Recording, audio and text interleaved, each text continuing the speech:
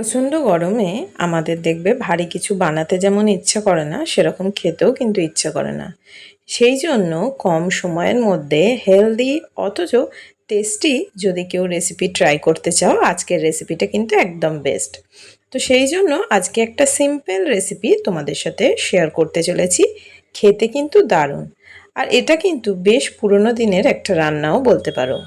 এখানে আমি ঝিঙে নিয়েছি, তবে একটা না দুটো ঝিঙে নিয়েছি, আমি জাস্ট ঝিঙেটা তোমাদের দেখালাম। আর এখানে ছোলার ডাল আমি ভিজিয়ে রেখেছিলাম 2 ঘন্টা মতো। ছোলার ডালটাকে ভিজিয়ে রেখেছিলাম, তারপরে কিন্তু ছোলার ডালটাকে আমি ভালো করে ধুয়ে নিয়ে একটা মিক্সার জারে কাঁচা লঙ্কার সাথে পেস্ট করে নিয়েছি। ওই মিক্সার জার থেকে আমি আর বাটিতে ঢালিনি, ওর মধ্যেই কিন্তু আমি একটু নুন দিয়ে নিয়েছি। তো যাই হোক, কড়াতে দেখো কালো জিরে আর কাঁচা লঙ্কা দিয়ে আলুগুলোকে এইভাবে কাট করেছি। আলু এখানে একটা বড় মাপের নিয়েছি, আর ঝিঙে যেমন সাইজ দেখলে ওরকম কিন্তু দুটো ঝিঙে নিয়েছি। ঝিঙেটাকে ছাড়িয়ে আমি কাট করে রেখেছি। তো আলুটাকে দেখো ভাজা ভাজা করছি, ওপরে একটু নুন দিয়ে দিয়েছি যাতে এটা একটুখানি নরম হয়ে যায়।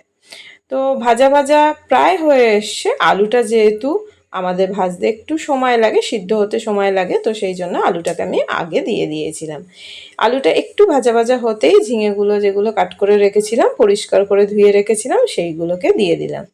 দিয়ে ভালো করে কিন্তু এটাকে নাড়াচাড়া করে নিচ্ছি। খুব বেশি তেল আমরা দেখো এখানে ব্যবহার করব না।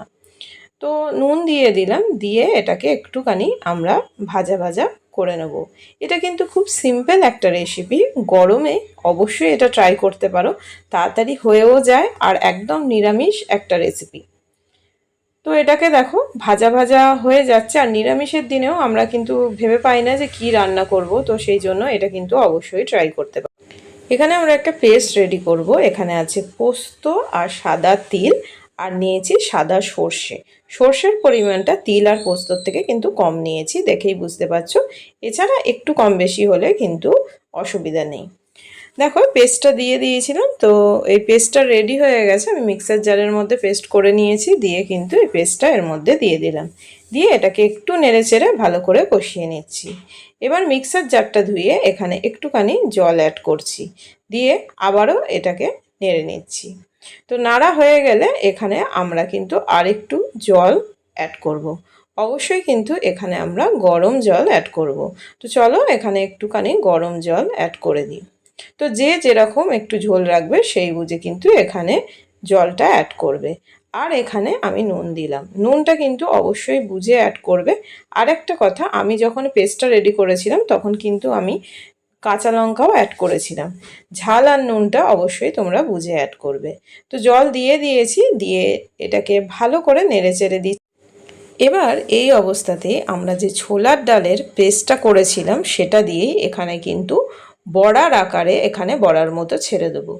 এগুলো কিন্তু ভাজার কোনো দরকার নেই, এইভাবে ছেড়ে দেবো। এটা যখন হয়ে যাবে তখন কিন্তু নিজেই আমরা এটা দিয়ে ঢাকা দিয়ে দেবো, তখন কিন্তু এমনি এটাও হয়ে যাবে। তো এইভাবে কিন্তু দিয়ে দেবো। সেই জন্য অবশ্যই এইভাবে ট্রাই করো। একটা হেলদি অথচ টেস্টি কিন্তু একটা রেসিপি এখন আমরা ঢাকা দিয়ে দিলাম। তো দেখো ঢাকনাটা খুলে দিয়েছি। এবার এখানে একদম অল্প পরিমাণে একটুখানি চিনি আর দিয়ে দিচ্ছি অল্প একটুখানি সর্ষের তেল, দিয়ে ভালো করে নেড়ে চেড়ে দিচ্ছি। বড়াগুলো আশা করি তোমরা বুঝতে পারছো। শেপটা পুরো গোলাকার হবে না, কেননা যেমন দেখেছো যে দিয়েছি, যেহেতু ওপরে দিয়েছি, কেননা পুরো ভাজা না, তো সেই জন্য একটুখানি শেপটা এদিক ওদিক হবেই। তো সেটা কোনো ব্যাপার না, কিন্তু একদম সিম্পল গরমের দিনে একটা হেলদি সুন্দর একটা রেসিপি। তো সেই জন্য অবশ্যই ট্রাই করতে পারো।